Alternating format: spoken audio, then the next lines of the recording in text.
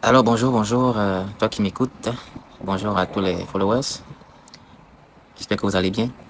Alors ce matin, on va parler du Cameroun, des élections. Vous savez que cette année, le Cameroun a rendez-vous avec l'histoire et nous avons les élections qui vont se dérouler en fin d'année.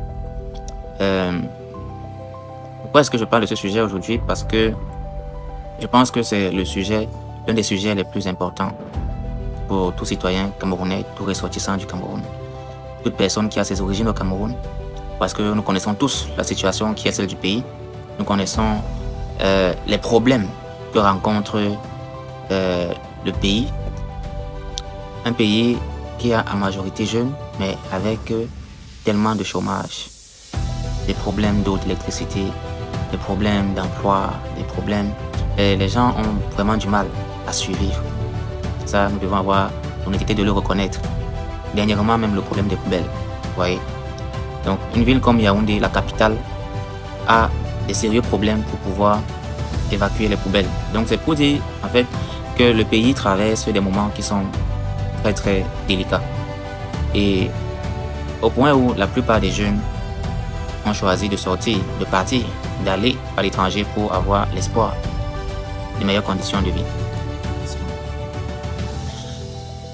Alors, ce voice, c'est pour encourager les Camerounais que nous sommes à nous intéresser à tout ce qui va se passer cette année au plan politique.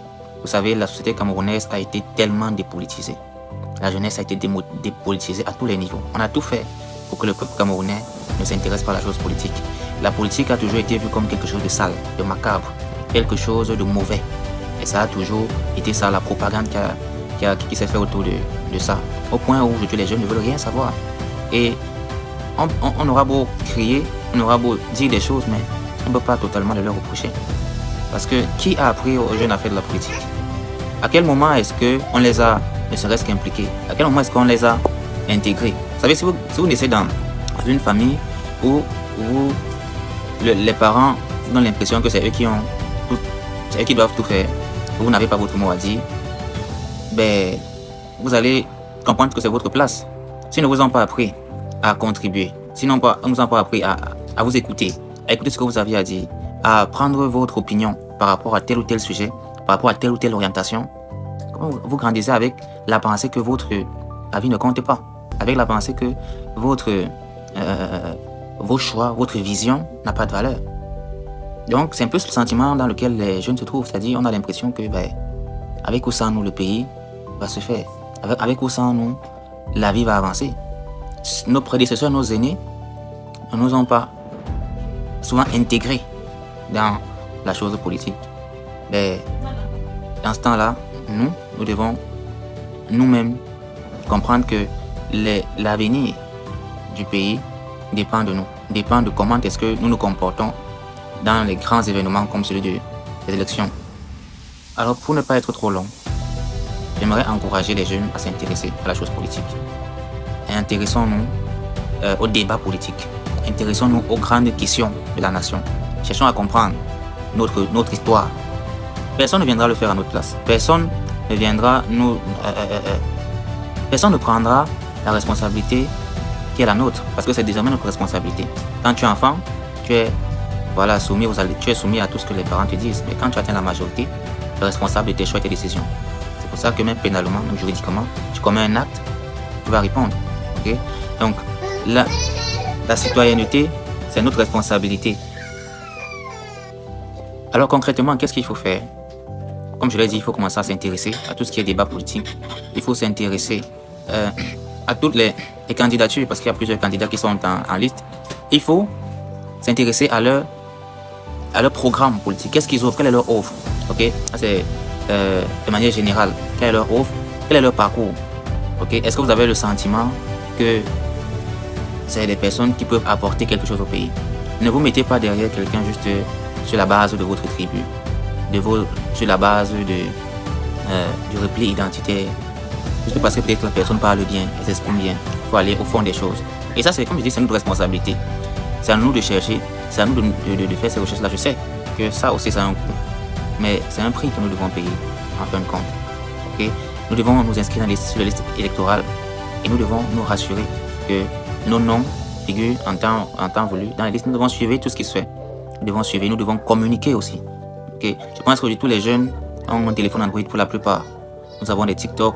Nous devons mettre dans les débats l'aspect politique. Nous devons parler de la situation du pays, que ce soit en famille, que ce soit dans nos groupes WhatsApp, que ce soit dans les forums. Nous devons parler de ces choses-là. Nous devons parler de ça. Nous devons, le moment venu, nous allons aller voter, ok? On va voter et on va se rassurer que notre vote a été pris en compte.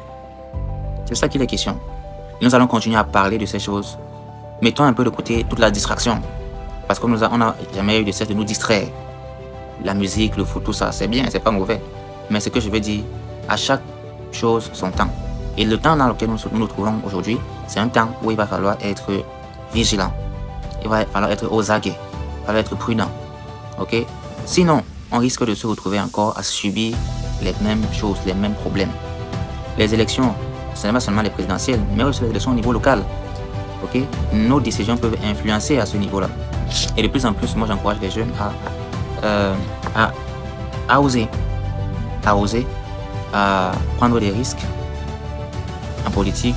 Si vous avez le sentiment que vous pouvez apporter quelque chose, n'hésitez pas, faites-le.